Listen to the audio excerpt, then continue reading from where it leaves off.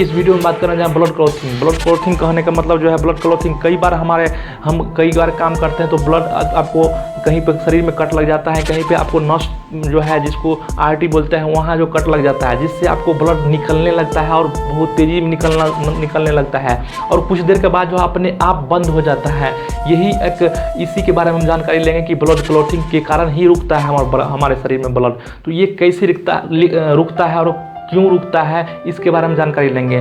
तो आपको इस तरह से आपको दिखाई दे रहा होगा, एक काम कर रही है तो इसको जो है कहीं आपको हाथ में कट लग जाता है, जिससे आपको ब्लड निकलने लगता है। आपको देखिए, आपको दिखाई दे रहा होगा ये आर्टरी डैमेज हो चुका है और यहाँ से ब्लड आरबीसी डब्ल्यूबीसी जो है ब्लड के अंदर जो आरबीसी डब्ल्यूबीसी जो प्रेजेंट रहता है वो एकाएक निकलने लगता है और निकलने के बाद जो है आपको निकलने लगता है, बहुत तेज़ी से निकलने लगता है और ये आर्टरी डैमेज हो चुका है, जिससे आपको आरबीसी डब्ल्यूबीसी सारा का सारा निकलने लगा।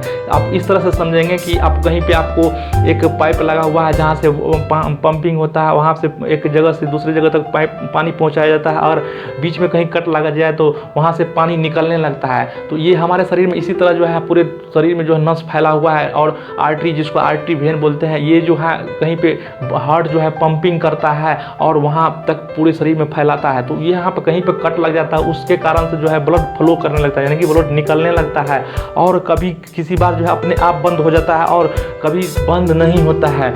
तो ये इस तरह से जो है आपको बोल सकते हैं कि ये बंद कैसे होता है। तो ये जो है आपको अंदर जो है डब्ल्यूबीसी आरबीसी जो है शरीर के अंदर प्रेजेंट रहता है। तो ये जो है अंदर में जो है प्लेटलेट होता है, हमारे अंदर में जो है डब्ल्यूबीसी, ब्लड के अंदर जो है डब्ल्यूबीसी आरबीसी प्लेटलेट होता है, ब्लड प्लेटलेट होता है, वो जो है थ्रोम्बोप्लास्टिन को रिलीज करता है। थ्रोम्बोप्लास्टिन के अंदर जो है कैल्शियम आयन रहता है। कैल्शियम आयन जो है एक आपको प्रोथ्रोम्बिन होता है, उसको प्रोथ्रोम्बिन को जो है थ्रोम्बिन में कन्वर्ट करता है, प्रोथ्रोम्बिन को थ्रोम्बिन में कन्वर्ट करता है और उसके बाद जो है उसके बाद फाइब्रिनोजेन में कन्वर्ट होता है। फाइब्रिनोजेन जो है आपको इस तरह से कन्वर्ट होता है, दिखा जाएगा। फाइब्रिनोजेन जो है फेब्रिन में कन्वर्ट होता है। फेब्रिन जो है जहाँ पर लगा होता है उसके अंदर से सारा का सारा निकलते रहता है। जो फेब्रिन जो है एक तरह से वहाँ पर जाके रुक जाता है और एक क्लॉथ बना लेता है, यानी कि बहुत सारा फेब्रिन जो है आपको दिखाई दे रहा होगा। इसके बाहर जो है कट के बाहर जो है आपको दिखाई दे रहा होगा, ये बाहर एक फेब्रिन के एक बहुत सारा हो गया है। तो ये जो है आपको आरबीसी डब्ल्यूबीसी को सारा को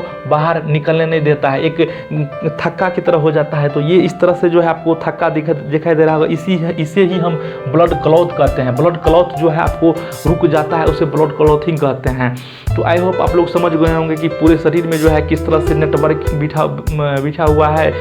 आपको आर्टरी वेन में कहीं पे जो आपको नस में कट गया तो उस पे जो है ब्लड निकलने लगता है, ब्लड निकल के जो है अपने आप बंद हो जाता है। और ये बंद हो रहा है तो किसके कारण से? फाइब्रिनोजेन के कारण जो है आपको ब्लड बंद हो रहा है। हमारे ब्लड में जो है आरबीसी डब्ल्यूबीसी प्लेटलेट जो होता है सारे का सारा अहम भूमिका रोल करता है। आरबीसी जो आपको ऑक्सीजन को एक जगह से आपको ऑक्सीजन जो है लंग्स से लेकर हमेशा हर जगह सेल तक पहुंचाता है ऑक्सीजन, तो वो आरबीसी का काम है। और हर एक डब्ल्यूबीसी का भी अलग काम है, सारा का सारा अलग काम है। तो इस तरह से जो है आपको समझ में आ गया होगा ये ब्लड क्लॉथिंग क्या होता है। तो अगर आप लोग चैनल पर नए हैं तो चैनल को सब्सक्राइब कर लेंगे अजीत बायो वाला। और 11th-12th को पढ़ने के लिए ये एक तरह से जो है डेमो क्लास हो रहा है, जिससे आपको 11th-12th को पढ़ने के लिए जो है चैनल को सब्सक्राइब कर लेंगे। और 11th का भी बैच चल रहा है और 12th का भी बैच चल रहा है, वहाँ जाके आराम से देखें 11th का भी और 12th का पूरी तैयारी करें।